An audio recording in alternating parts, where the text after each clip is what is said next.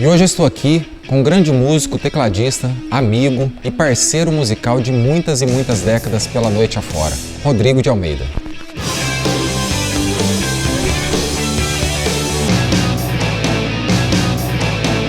E aí, beleza?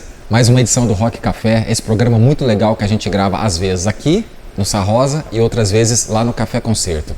E quem está aqui hoje comigo é um grande amigo, músico, a gente é parceiro musical de muitos e muitos anos, tocamos juntos em vários formatos, voz e teclado, com banda, meu amigo Rodrigo de Almeida.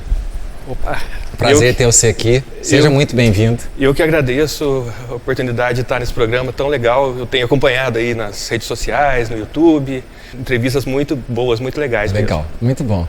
O Rodrigo, quando a gente começou a tocar junto, ele era menor de idade ainda, ele tinha de 16 para 17 anos, Sim, né? Isso. E aí eu lembro de um músico que já tocava com a gente também, que falava, para diferenciar, virou o Rodrigo Lee e o Rodriguinho. E aí ficou meio que o apelido, muita gente conhece ele por Rodriguinho, muita gente conhece por Rodrigo de Almeida. Mas foi uma história que a gente começou, musical, que foi muito legal. Porque a gente começou tocando na banda da época, que era o Fogo Sagrado, Sim. né? Depois começamos a fazer um projeto de voz e teclado para tocar na noite, em bares, restaurantes, hotéis, casamentos. E isso durou muitos anos. E, eventualmente, a gente ainda toca, né? Sim, sim. O Fogo Sagrado acabou, mas depois ele tocou também comigo em alguns momentos com a Viva La Vida. E a gente ainda faz esse lance de duo, de voz e teclado, pela noite afora. E é sempre muito legal, a gente tem um repertório muito amplo de música brasileira, de música internacional, pop em geral. E é sempre muito legal tocar com o Rodrigo, a gente se entende muito, o gosto musical em alguns momentos parece, né? Eu queria até começar a falar com você exatamente sobre o gosto musical. Fala pra mim as suas influências desde que você começou a tocar, como pianista ainda, né? Meu início musical, eu tive uma influência muito grande do meu irmão, que é músico também, Alexandre de Almeida. Ele tinha uma coleção enorme de discos em casa e eu comecei a pesquisar aquilo. Uma das primeiras influências que eu tenho marcante assim foi Beatles. Foi a primeira influência que eu tive em casa, assim, de escutar muito e a partir dali eu comecei a pesquisar o trabalho deles. Foi a primeira banda que eu pesquisei realmente como era o trabalho e comecei depois a ver outros caminhos, principalmente buscando, a partir do momento que eu comecei a aprender o piano, teclado, buscando tecladistas nas bandas, comecei a pesquisar as fichas técnicas. Hoje em dia o pessoal não tem muito hábito disso mais, de pesquisar quem tocou em tal faixa, em tal disco. É uma coisa que antigamente existia mais, assim, hoje em dia perdeu um pouco isso. Né? Os CDs diminuíram, né? Na época a gente ainda pegou uma fase do LP, depois dos CDs, mas a ficha técnica é sempre muito legal para quem é músico, né? Porque a gente vê quem compôs, quem arranjou, quem tocou em cada faixa, é muito legal isso, né? Sim, então, e aí bem no início eu me lembro buscando esses tecladistas, essas bandas que tinham teclado.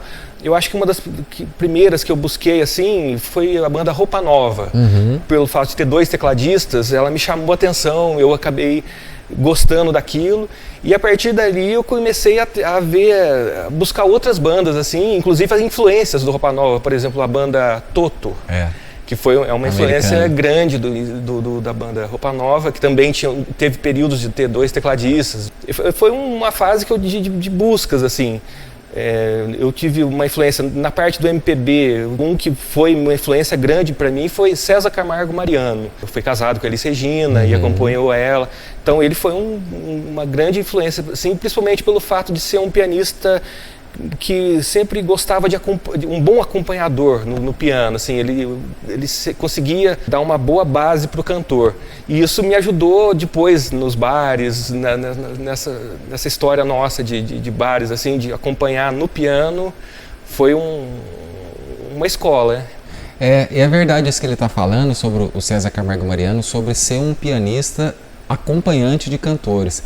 Que é uma coisa que o Rodrigo tem muito, e a gente nunca teve problema, nós dois, né, como músicos, a gente sempre se encaixou muito, o entrosamento sempre foi muito grande, exatamente por isso, porque ele sabia o lugar que ele estava, eu sabia o lugar que eu estava como cantor, E a gente sempre se deu muito bem nesse sentido. E o formato que eu acabei adotando em bares assim é um pouco diferente do que o pessoal faz hoje. Porque é muito comum ver em bar violão e voz. E quando é teclado e voz, assim, normalmente é aqueles teclados já programados, com acompanhamento automático. E eu procurei não fazer essa linha. Eu tentei fazer o acompanhamento como um pianista mesmo. E isso não é muito comum em bares hoje em dia. Mesmo na época já não era muito comum. Não era comum. Eu acho que do pessoal da nossa geração não tinha ninguém que fazia isso. Éramos só nós dois, né? Que tinha esse lance de voz e teclado. E a maioria estava realmente fazendo voz e violão. E a gente fazia essa coisa meio diferente. Era uma coisa meio inusitada e tinha esse diferencial. E, né, em alguns lugares até se encaixava melhor do que o voz e violão. Sim. E é um desafio para quem toca o instrumento, o teclado, o piano, assim, ele não é um instrumento tão percussivo como o violão. O violão você pode fazer mais uma levada, é uma coisa mais fácil de fazer o negócio virar, se tiver que agitar. Mas o piano, você tem que fazer um trabalho todo para poder ficar bom aquele acompanhamento. Não é muito fácil, não. E falando de tecladistas, a gente tem um estilo musical que nós dois gostamos, que é o rock progressivo, principalmente o inglês, né? Sim. E tem uma das bandas que eu mais gosto no mundo, que é o Genesis, e que você também gosta muito, né? O que o Genesis te influenciou e o rock progressivo em geral? Justamente nessa busca de bandas que tinham teclados, assim, em algumas áreas do rock, o teclado não tinha tanto destaque. Sempre as guitarras tiveram mais destaque. E no rock progressivo sempre teve um destaque maior para os tecladistas. Então, bandas como Yes, teve o Rick Wakeman, que é um grande pianista, tecladista. O Genesis, que é o Tony Banks, que é um excelente tecladista. Excelente. Tem toda uma concepção ali por trás daquele estilo deles. Pink Floyd.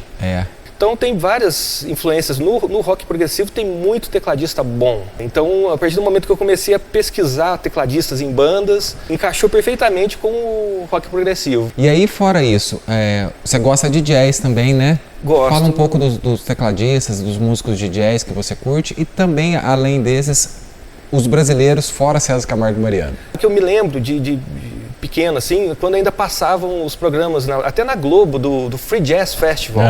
Não entendia muito na época, mas eu achava aquilo maravilhoso. Eu falei, nossa, o pessoal toca muito. Na época eu lembro uma banda um pianista que tinha uma banda, era o Chick Corea, Spyro Gyra, coisas que vinham, artistas que vieram para o Brasil. Eu gosto dos brasileiros também, Wagner Tiso é uma outra influência grande. Eu procuro abrir, eu gosto de abrir esse leque também, de ter o rock, ter o jazz, ter a MPB, a música mineira.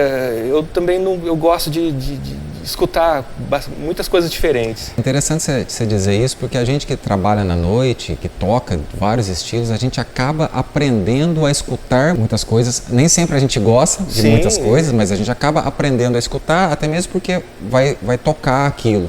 Mas em cada estilo musical a gente tira alguma coisa. Sim. Né? A noite é um aprendizado, tocar em barzinhos, tocar em bandas, aí a gente tem que fazer carnaval, tem que fazer festa dos anos 60, flashback, então a gente acaba descobrindo música de várias épocas, a gente faz um projeto às vezes de resgate da música também, verdade. Que a gente busca coisas da MPB antiga e vai... Samba antigo. Então todo esse conhecimento que a gente adquire tocando essas músicas dá um tempero no nosso jeito de tocar. Sim. E com o passar dos anos, você passou por vários momentos dos teclados, que vem vindo sempre novos instrumentos que vão aparecendo, de novas marcas. Qual foi o seu primeiro teclado?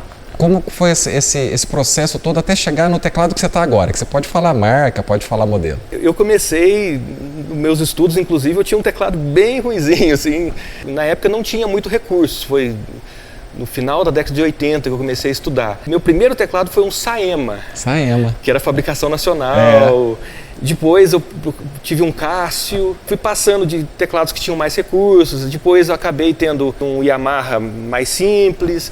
Depois um Roland. Então fui tendo uma evolução. Eu sempre gostei de tecnologia também. Quem gosta de teclado, durante muito tempo eu fui só tecladista, assim. De alguns anos para cá que eu estou me especializando agora mais no piano, mas durante muito tempo eu fui tecladista. Existe uma distinção assim de instrumentos, assim, o teclado não é diferente de você tocar só o piano. Claro que a técnica de um aplica no outro, mas você tem que aprender a programar timbres, aprender os recursos, o que ele oferece, tentar extrair o máximo possível daquele equipamento. E hoje em dia eu achei que é meu xodó, assim, é um teclado Nord, o Nord Stage. Principalmente porque ele simula sons antigos. Eu gosto muito dessa linha dos teclados antigos, e ele faz uma simulação muito boa, além de ter um som de piano excelente. O Nord é muito legal, simula sons da Soul Music. Sim. E aí, até falando da Soul Music, tem um cara que eu sei que você gosta muito, que é o Stevie Wonder, né? Stevie Wonder. Eu tive a oportunidade até de assistir um show do Stevie Wonder, assim, de ficar babando, assim, o tanto que é impressionante a luz que ele tem e a qualidade musical que ele leva com a banda, uma banda enorme. É uma influência, assim, a Soul Music é um estilo também que é uma influência grande, que eu gosto de ouvir muito, escuto muito em casa. De um tempo pra cá eu tô pesquisando mais ainda, Ray Charles, a Aretha Franklin, o James Brown, são pessoas da Soul Music que trouxeram a bagagem para o que vem sendo feito hoje, assim, que depois Michael Jackson deu continuidade nisso. Tem um detalhe que a gente que toca na noite e acaba conhecendo muita coisa, é que talvez os músicos da noite vão deixando um pouco de lado as composições próprias, porque a gente se acostuma a tocar de tudo e acaba esquecendo um pouco das nossas coisas, das que a gente pode produzir ou compor. E recentemente, mais ou menos recentemente, você gravou um CD. Sim, tá. Mas que é um CD, pode mostrar pra gente, que eu sei, porque a gente já é amigo, a gente toca junto, que demorou anos para ficar pronto, né? Sim. Fala disso aí. Esse CD, na verdade, ele nasceu meio despretensioso, assim, eram gravações que eu fui fazendo em casa, que a princípio eu tinha composições e eu queria registrar essas composições. E aí eu fui gravando em casa mesmo, no home studio que eu tenho, fui gravando, programando bateria, baixo, mas para ter um registro dessas músicas para me lembrar futuramente, assim. Mas a partir de um certo momento, foi passando alguns anos, eu gravando e colecionando essas músicas, de repente deu um estalo, falei, já dá para fazer um disco. Aí eu procurei um estúdio, teve uma produção assim, e aí mostra um pouco do meu lado de compositor também, que eu acho que é importante ter isso, de ter uma música própria e contribuir com a música de alguma maneira pessoal, assim. Então, aí eu acabei fazendo esse trabalho, dá uma satisfação enorme, tem participação. Inspiração. Chama Inspiração. Quem tiver interesse de ouvir, tá nas plataformas digitais, Spotify, iTunes, Deezer, tem tudo. E 2 participações tuas, cantando eu também. 2 músicas e foi uma experiência muito legal ter gravado as 2 músicas com você e tudo que a gente fez, os arranjos, o tempo que a gente levou para gravar, né? Foi tem muito participação legal. Também de outros cantores, de Poços de Caldas, o cantor Zé Alexandre, Bomina Bolsas, Marcelo Borim. Então é um disco que também tem a participação de outros músicos aqui da cidade que contribuíram de forma determinante assim para a melhoria do trabalho. E ele é metade cantado, metade instrumental, metade cantado, metade instrumental. É um trabalho muito legal que tive a oportunidade de participar, de cantar, mas ele é um disco inteiro muito bom. Eu sou até suspeito para falar, né? Mas eu acho realmente ficou muito legal, as composições são muito boas e ficou totalmente, do começo ao fim ficou muito bom, né? E essa mescla que você fez de músicas cantadas e instrumentais ficou muito legal. E mostra as suas influências aqui, inclusive. Eu até escrevi sobre ele no jornal um dia, porque ele passa pela música brasileira, pelo jazz, pelo rock progressivo, passa exatamente por todas as influências que você tem é um trabalho sensacional. Eu super indicado. E além das plataformas digitais, se alguém quiser adquirir, tem o próprio CD, né? Tem o próprio CD também. Por enquanto eu não tenho distribuição física do CD em lojas, assim. Então quem tiver algum interesse de ter o CD físico, aí teria que fazer contato comigo mesmo, através do Facebook, pode procurar Rodrigo de Almeida, tem o Instagram também. Então, aí você teria que fazer o contato comigo. Mas hoje em dia a principal ferramenta assim, estão sendo as plataformas. Mas eu gosto também de ter o disco físico. Eu sempre gostei do LP. De ver, abrir o encarte e ter essa experiência sensorial. Assim. E o encarte dele tem realmente as informações todas técnicas, tem foto dos músicos todos, né? Eu acho que você fez esse trabalho exatamente baseado em tudo isso que você está falando, né? Das influências e tudo mais que a gente trouxe do LP para o CD. Bom, é isso. Eu falei hoje com meu grande amigo Rodrigo de Almeida. O tempo da gente é sempre muito curto, a gente quer falar muito mais coisas, né? E quiser deixar um recado final, por favor, deixa o recado, o espaço é seu. Eu só queria agradecer mais uma vez essa oportunidade. É muito bom ter espaços como esse projeto que vocês estão fazendo de mostrar influências dos músicos, da onde veio essa forma de tocar que eles têm atualmente, buscando bandas, coisas às vezes que as pessoas, os mais novos, nem sempre têm acesso a alguns desses artistas, e aí passam a ter curiosidade e procuram conhecer um pouquinho melhor esses artistas. Eu acho que é sempre válido esse tipo de iniciativa. E eu agradeço, é um prazerzão estar aqui com você. A gente que agradece. Obrigado. Valeu. Obrigado. E os contatos todos do Rodrigo de Almeida estarão aqui no post. Para você que quiser entrar em contato com ele, saber mais um pouco sobre a história dele, sobre o CD, estarão aqui. Aproveito para agradecer o Sarrosa e o Café Concerto, a Camila e a Patrícia, o Instituto Donato e a Gran Japa. E não se esqueça, curta esse vídeo, inscreva-se no canal e ative o sininho. Valeu!